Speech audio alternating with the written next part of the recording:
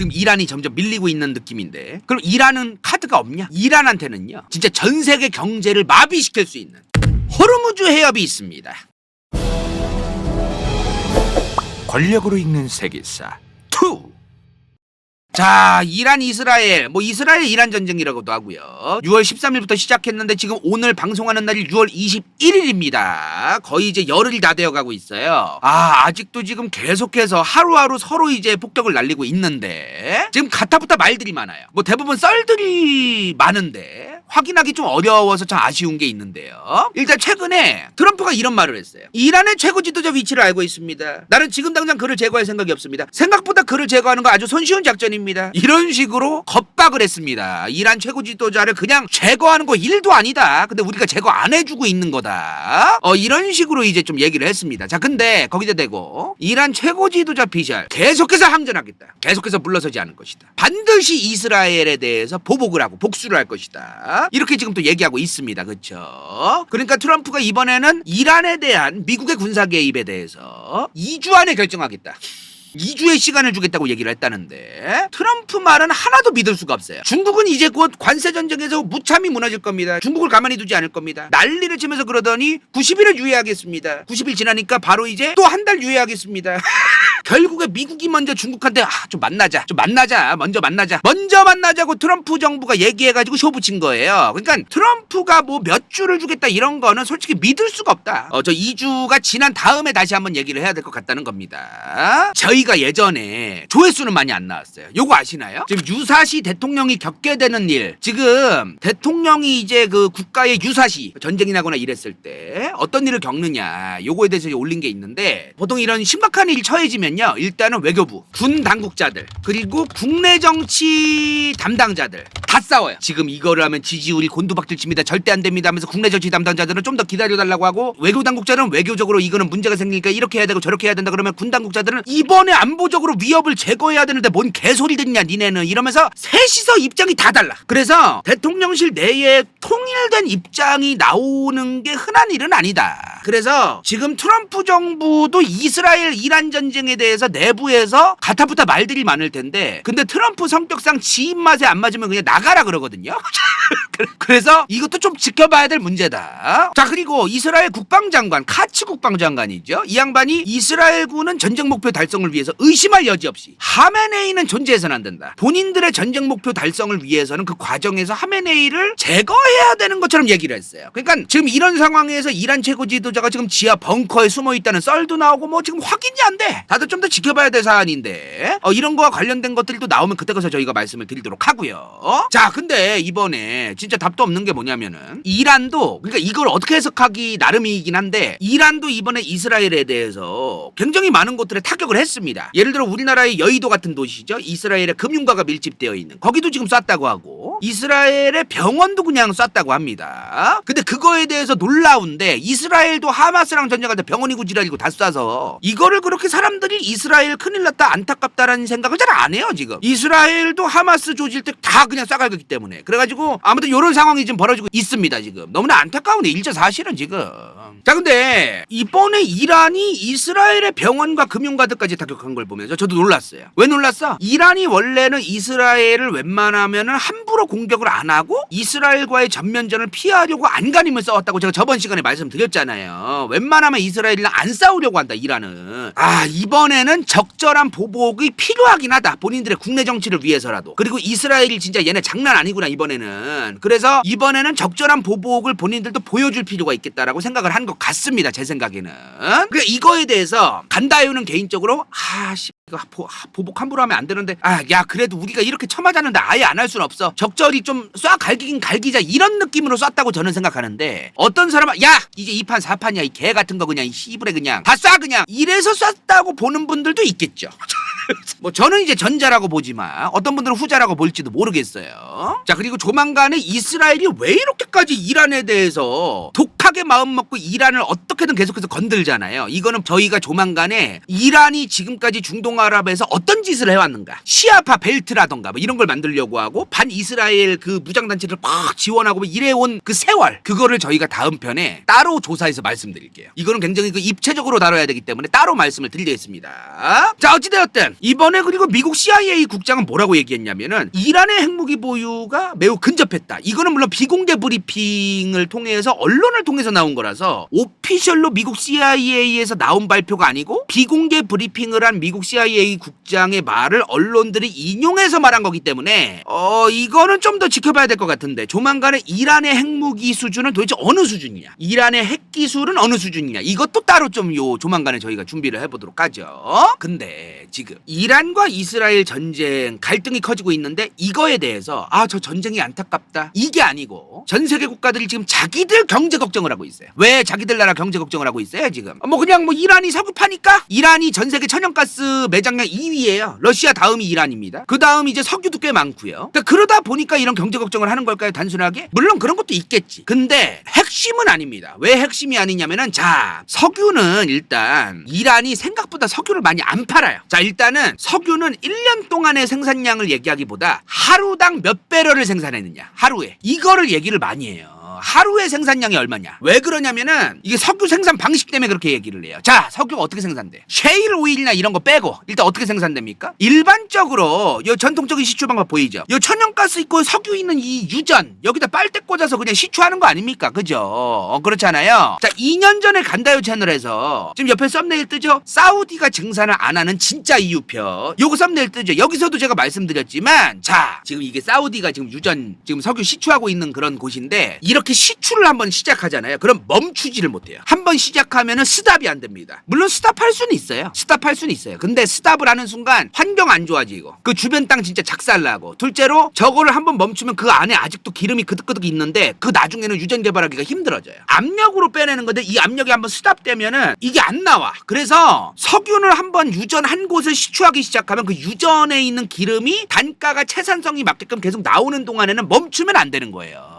그러다 보니까 하루당 얼마나 생산하느냐, 멈추지 않고 지금 얘네가 얼마만큼 생산하느냐를 계산해야 되기 때문에 하루 생산량으로 얘기하는 경우가 많은 거예요. 뭔 말인지 이해되시죠? 미국의 에너지청의 2024년 기준 자료를 저희가 가져와 봤더니 미국이 하루예요. 하루 1년이 아닙니다. 미국이 하루에 1300만 배럴씩 퍼올려요. 러시아가 916만 배럴, 사우디가 902만 배럴씩 퍼올립니다. 하루예요. 하루. 이란은 331만 배럴이야. 물론 저 331만 배럴이 적은 건 아닌데 적다고 할 수는 없지만 그렇다고 저 331만 배럴이 엄청나게 많은 양이고 전 세계에 어마무시한 영향을 끼친다, 그거는 또 아니지 않나? 애초에 지금 이란은요 하루 생산량을 늘리기가 어려워요. 지금 경제 제재 받고 있잖아요. 미국 주도하에 경제 제재를 받고 있기 때문에 다양한 국가들한테 못 팔아요 저 석유를. 그리고 지금 이 331만 배럴을 퍼올려서 다 수입하는 게 아니야. 자기들도 쓰고 그리고 남은 양은 수출하고 이제 그런 건데, 자, 저도 이번에 처음 알았어요. 이 331만 배럴이 아니고 수출하는 전체 석유 있죠. 이 전체 수출하는 석유의 90%가 중국한테 갑니다. 중국한테만 가는 거예요. 대부분의 지금 석유가 지금. 그래서 이란이 만약에 석유를 수출하기 어려워지고 그러면 중국이 짜증나요. 중국이. 물론 중국은 석유를 다른 데서도 사올 군데가 여러 군데 있어요. 그래서 이란한테서 당장 수입 못하면 당장은 짜증나겠지만 결국에는 나중 가서 이제 러시아한테 추가적으로 사오거나 여러 가지 방법으로 이제 안정이 될 가능성이 높은데 이란의 석유 하나만으로 지금 전 세계 국가들이 경제를 걱정하는 건 아니라는 겁니다 지금. 자, 그럼 뭐야 지금 뭐 때문에 그러는 거예요?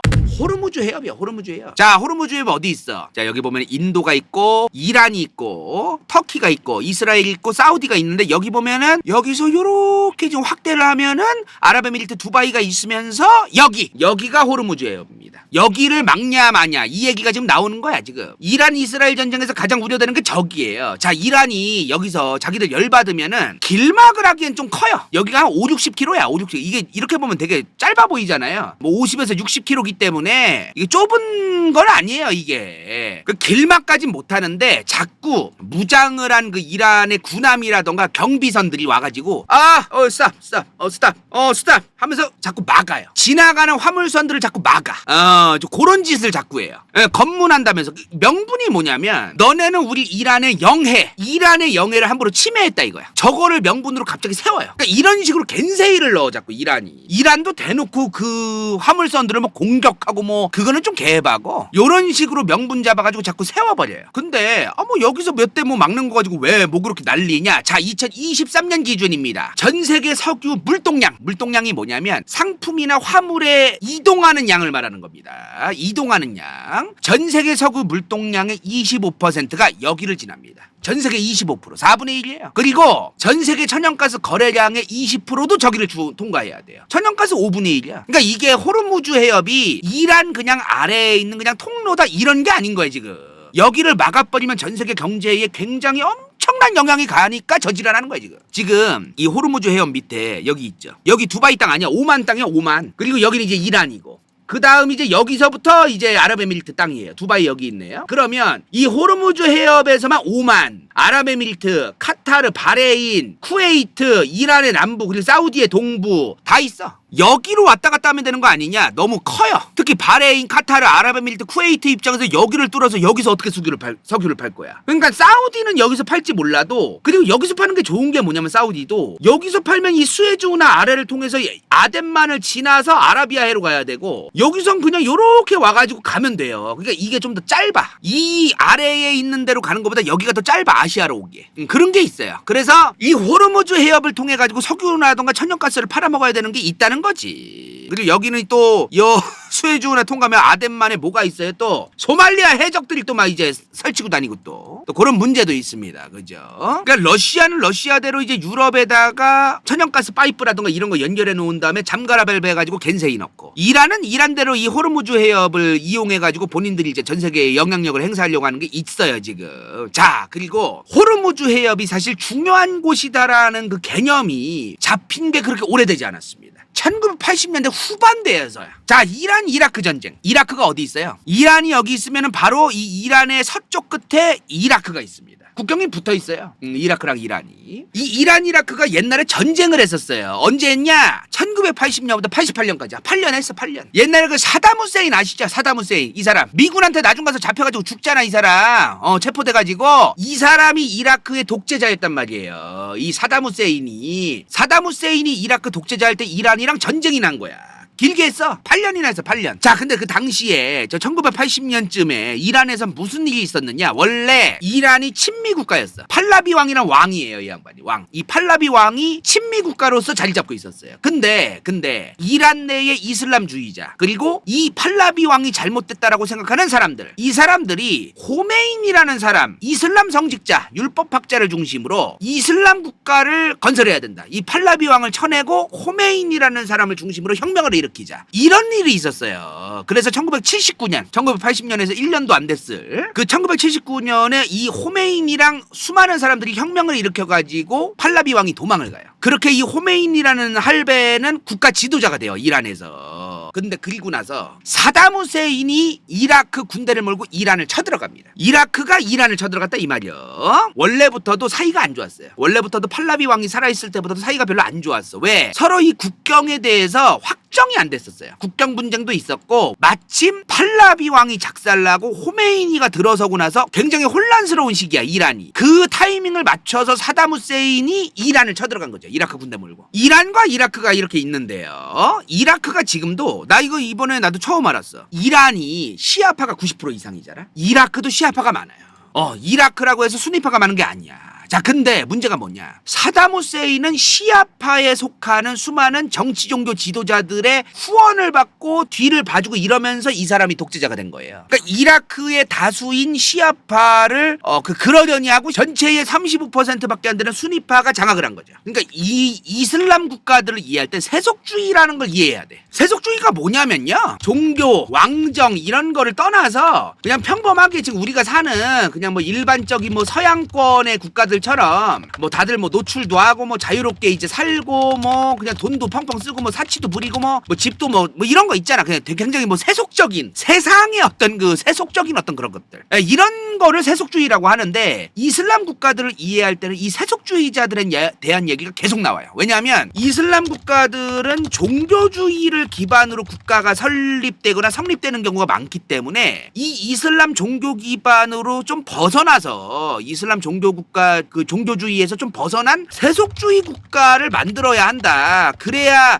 국가가 발전한다. 언제까지 이 종교만 물고 늘어질 거냐. 이런 사람들이 꽤 있어요. 이슬람 국가들에도. 각 국가마다 다 있어. 근데 이 사람들이 다수인 나라가 있고 이 사람들이 소수인 나라가 있는 거지. 그래서 이 세속주의자들, 이슬람 국가들을 얘기할 때는 세속주의자들을 얘기할 수밖에 없는 게 있어요. 튀르키예, 터키는 무스타파 케말이라는 사람이 이제 세속주의자였는데 그 사람이 지금의 터키를 만든 거 아닙니까 사실상. 그러니까 세속주의 국가로 쭉 가는 건데 튀르키예, 터키 같은 나라가 아닌 나라가 많잖아요. 중동 아랍에. 이라크도 이 세속주의를 기반으로 한 순위파를 기반으로 한 순위파 기반의 세속주의 기반의 사담 후세인이 이제 집권하고 있던 거예요 당시에. 자 근데 이게 또 뭐랑 연결되냐면은 이 세속주의를 왜 빨아주냐 사담 후세인이. 내가 해먹어야 되니까.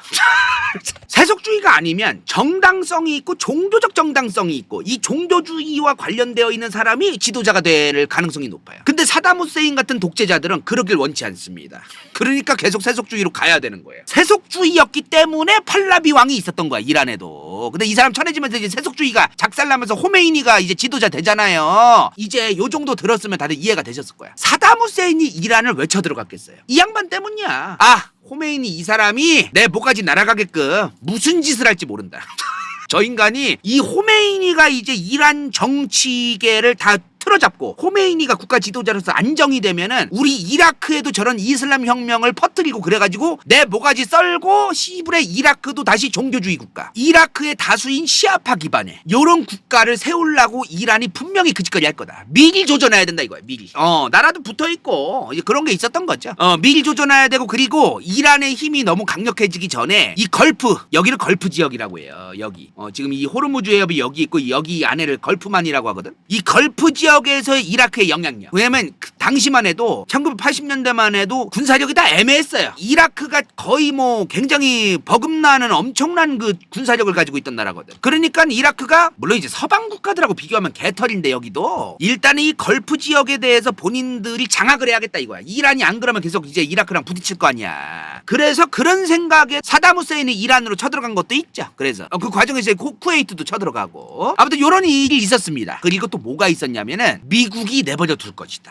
요런 게 있었어. 1979년에 호메이니의 이슬람 혁명이 일어날 때 무슨 일이 있었어요? 이란에 있는 미국 대사관, 주 이란 미국 대사관입니다. 이 주 이란 미국 대사관에 있는 52명이나 되는 미국 대사관의 외교관, 미국 대사관의 직원들, 군인들 등등해서 52명이나 납치를 했어요. 여기가 그 담 넘어가는 거야 지금. 시민들이 막 반미정신으로 무장한 사람들이 이거를 총 444일 동안, 왜 하필 444일인지 모르겠는데 79년 11월 4일에서 82년 1월 20일까지 총 444일 동안 인질로 납치당해 있었어요. 그리고 이란의 호메이니는 분명한 반미주의자예요. 분명히 미국에 대한 어떤 호감도나 이런 걸 가지고 있는 사람이 아니야. 미국에 대항해야 된다는 사람이면 사람이지. 그거를 사담 후세인도 알고 있었어요. 이 이란이란 국가가 호메이니를 중심으로 한 이 체제가 안정되기 전에 우리 이라크가 쳐들어가는 거에 대해서 미국도 좋아할 것이다. 이 계산도 한 거야. 사담 후세인이. 독재하면서 자기 맘에 안 드는 사람들 다 조졌거든요. 근데 한편으로 또 세상 굴러가는 거는 또 알고 있었어요. 그래가지고 막 그런 걸 또 잘 이용했어요. 사담 후세인이. 그래서 사담 후세인이 이제 이란을 쳐들어가서 일단은 사담 후세인이 어떻게 하냐면은 이 이란의 물건들을 여기 있는 항구들에서 수입도 하고 수출도 하고 그럴 거 아닙니까 이란이? 그걸 일부러 골라가지고 조져요. 근데 사담 후세인이 좀 또라이인 게 이란으로 들어온 다른 나라의 무역선, 화물선 이런 것도 그냥 조져. 생각이 없는 거지. 그 다른 나라들이 자기들을 싫어하게 되든 말든 일단은 이란을 빨리 조져야 되니까, 봉쇄해야 되니까 일단은 빨리 조지자, 급하니까. 이제 그런 짓을 한 거야 이제 사담 후세인이. 근데도 괜찮을 거라고 생각했어요. 왜? 미국 형아들이 날 좋아하겠지?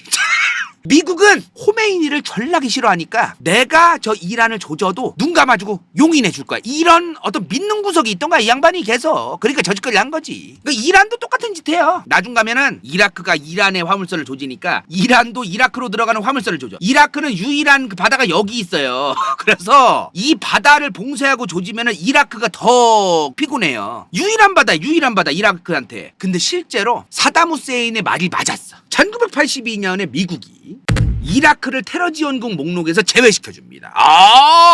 테러 지원국 목록. 미국이 정해놓은 목록인데요. 저 미국이 정해놓은 테러 지원국 목록 안에 들어가면은 불이익이 있어요. 그리고 저걸 제외시켰는데 84년도에는 국교를 다시 정상화합니다. 실제로 사담 후세인이 원하는 대로 되는 거야. 그리고 만나 미국이 이라크에 특사를 보내요. 그 보면은 지금 사담 후세인이야 이 사람이. 그래서 만나 미국 특사를 만났어요. 이 사람이 누구냐? 럼스펠드야. 조지 W 부시 정부 때 그 국방부 장관 했던 사람이 있어요. 아무튼 이 양반이 이제 사담 후세인 만나서 뭐라고 얘기를 하느냐면은 다른 나라들이 이란 안으로 무기를 제공하지 못하게 우리 미국이 나서겠다. 이란으로 무기가 들어가지 못하도록 우리 미국이 힘을 쓰겠다라고 얘기를 해요. 그리고 참고로 럼즈펠드는 이때 만났잖아요. 나중에 조지 W 부시일 때 사담 후세인 잡아가지고 이제 그 조진 사람 또 럼즈펠드야. 그 참 아이러니한데 80년대에 사담 후세인 만나가지고 악수한 사람인데 2003년도에 사담 후세인 잡아족친 사람도 이 사람입니다. 씹어졌습니다. 아무튼 간에 이제 미국이 힘을 쓰겠다. 이란으로 이제 그 무기 같은 게 못 들어가게끔. 정말로 사담 후세인이 똑똑한 사람이구나 라고 저도 생각을 하고 있는데 좀 더 가봐야지. 한국말 똑바로 들어야 되잖아. 끝까지 들어야 되잖아요. 자, 기본적으로 미국은 이란을 돕지는 않는다. 이걸 확인했는데 알고 보니 뒷구녕에서 미국이 이란을 돕고 있었던 겁니다. 자, 이거 뭔 소리냐면은 이란 콘트라 사건이라는 게 있었어. 이 이란 콘트라 사건이 뭐냐? 일단은 이란을 도와준 거예요. 미국이. 어떻게 도와줬냐면은 미국이 일단 이스라엘로 무기를 보내요. 이스라엘이 그 무기를 산 것처럼 해요. 그 다음 이스라엘이 이란한테 그 무기를 또 팔아요. 이런 식으로 이란을 도운 거야.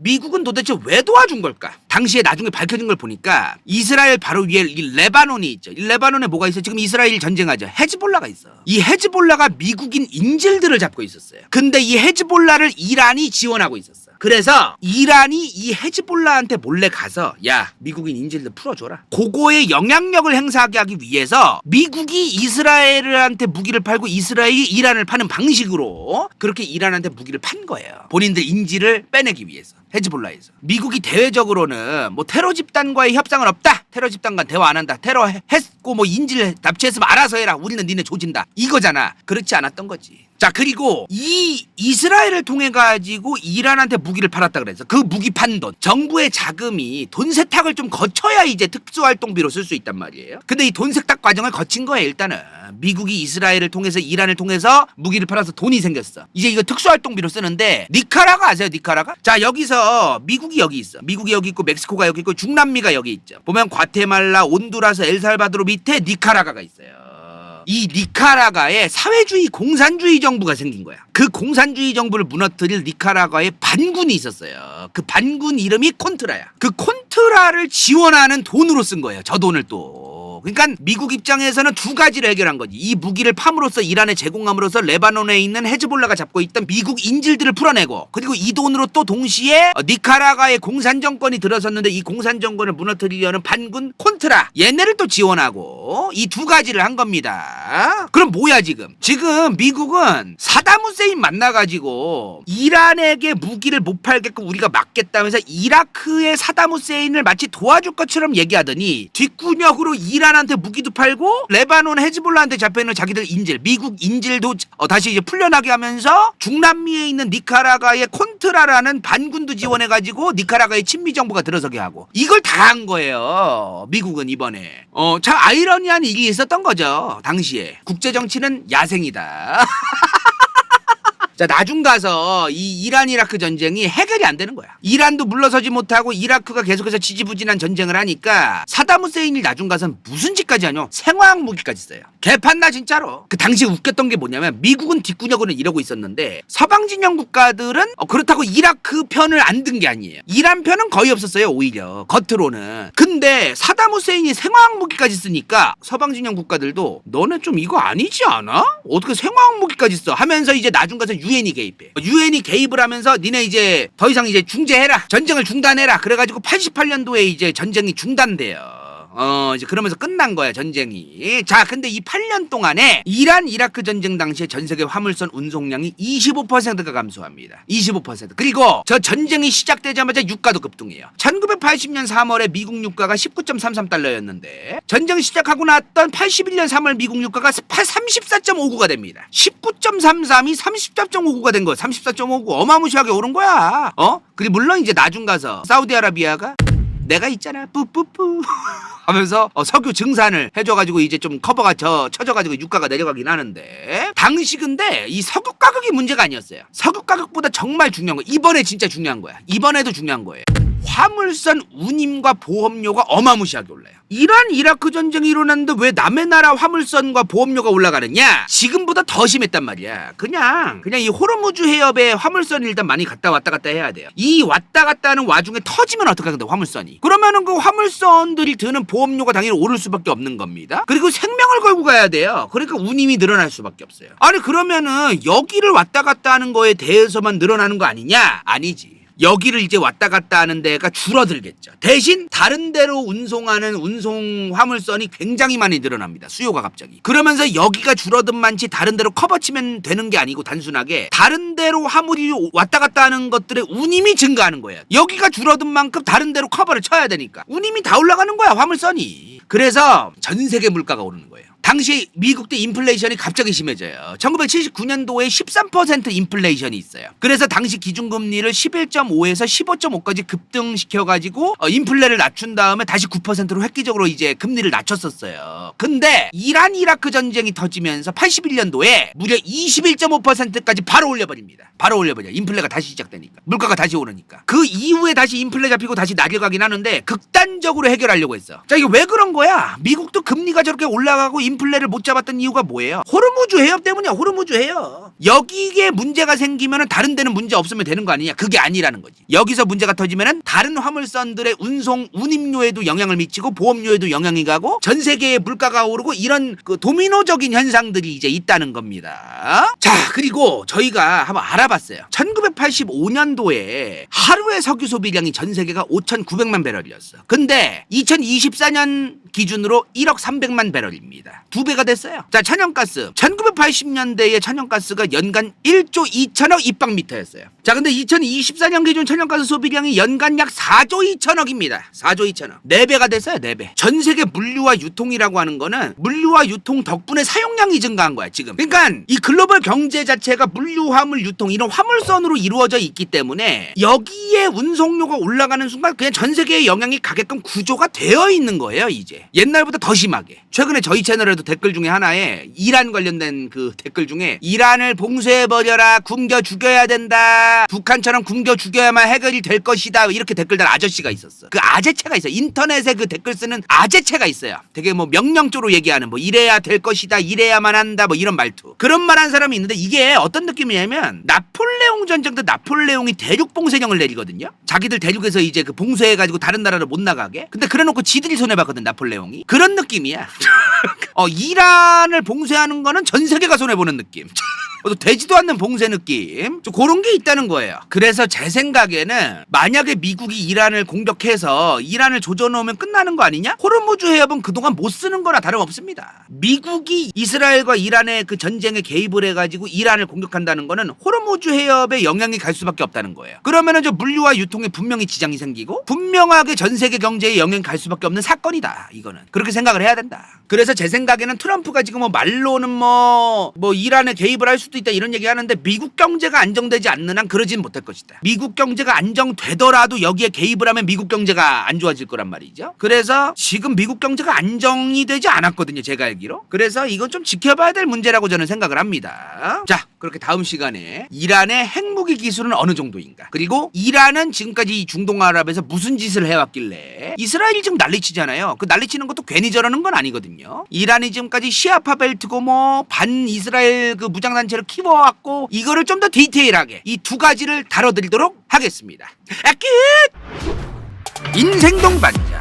저기 반리 성형외과 인제고택 학인다 간다요 후원자 당근 정유진 공인노무사 강동현 김희경 부추 vs 더 월드 은빛마술사 간호는 갱다 최영인 러블리 20 수리성 시육필 크로스카 돈이 많은 미수와 김승호 홈런볼 저지방 우유맛 효왕 칠레 제이파 미우스.